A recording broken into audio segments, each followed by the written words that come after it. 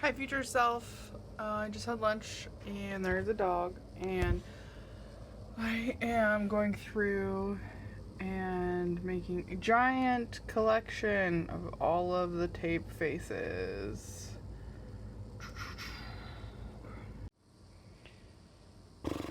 I'm learning that all the ones that have this neon or fluorescent orange in it can't be scanned. This color doesn't come out in the scanner for some reason. So I guess I will have to set up a photographing booth after I finish all the scans. This is really annoying. I got all the scans done, and now I am doing the very slow and meticulous job of removing their backgrounds so that they can be perfect and beautiful. I'm unlikely to get them all done today. There are many of them. But I guess the plan is to try to make prints out of them or something of that nature. I'm not really sure yet. Dokits are having her lunches. Yeah. I am trying to find more ways of sort of making the art more shareable, more public, and not really in like a social media way. While that is a way to share the work, it doesn't feel as satisfying. So I really want to get things like into people's lives and homes and stuff that feels important right now. Yeah. So probably prints is what will happen.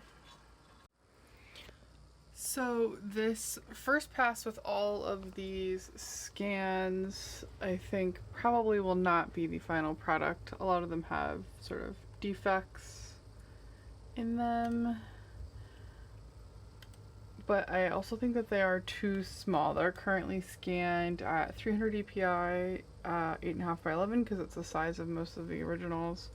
And while I really love like the way that the gold shimmer comes out, and you know, I love the way they come out, honestly, I think that some of them at least are too small. I don't want to reprint them like at this scale.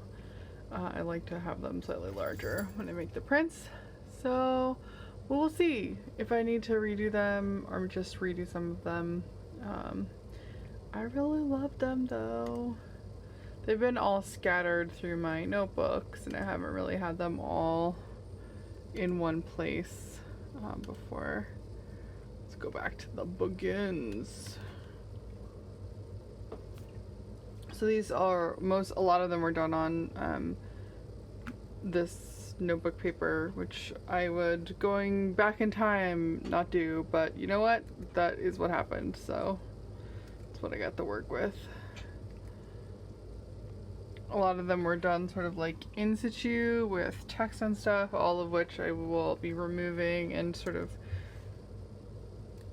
piecing these out into their own little white backgrounds.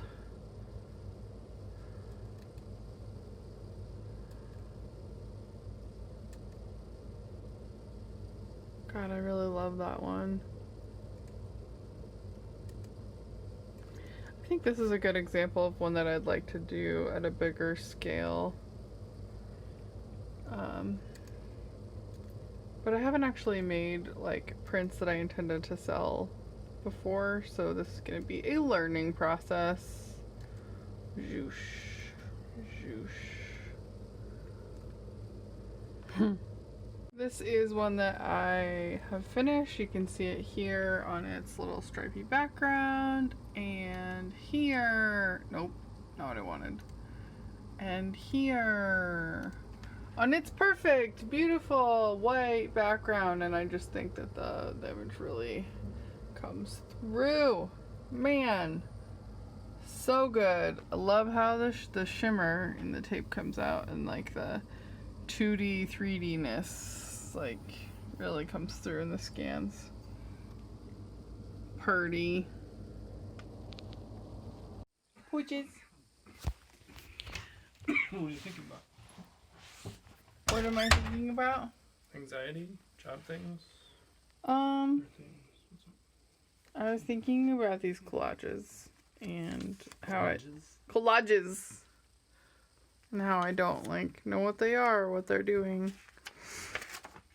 And they look like rocks and plants, but I don't know anything about them really. But you made them.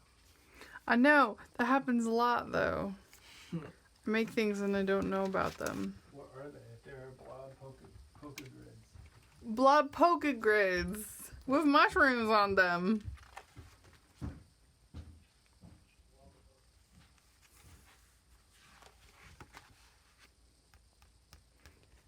This one in particular I think is very satisfying. And this one.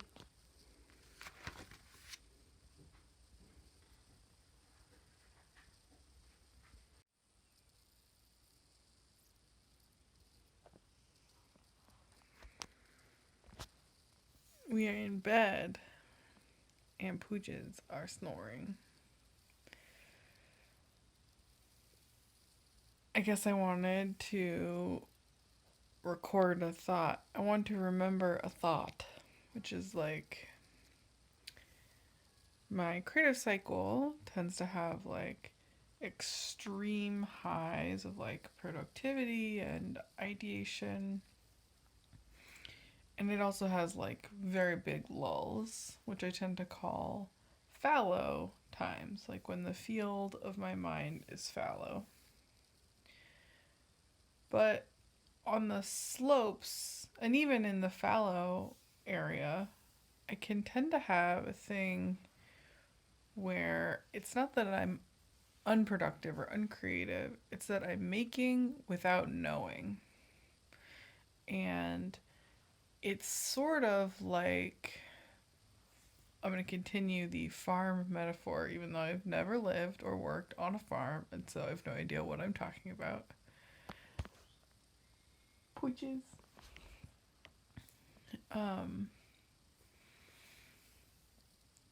To make things grow, there's a lot of like maintaining the soil. And for me, often that can be making things like the collages I was just showing in the notebook without really knowing why or what they're for, what they mean, or without them being connected to any grand narrative of a project or the themes that I generally associate with my work. And it can be super useful to just sort of muddle around in the materials that I have present and make something, making without knowing. And you can do this with non-abstract work too, but I find it is more exploratory in like an abstract material collage kind of way. And sometimes I go back to these and they become something. They become like the tape face series, which I spent a lot of time working on scans for today. Those started out as very sort of just material exploration, material thought, and they became a series. Sometimes that happens, but it's not always. But it's still important to like keep my hand in and keep my eye in, even when I don't know why or what I'm doing or what it's for. Still important. I had a seizure last night and I'm still recovering from that. I still feel kind of like watered down version of myself. But I can walk and talk and swallow, so I'm not frozen in one position. So more pooch, huh? That's what we need. We need more pooch.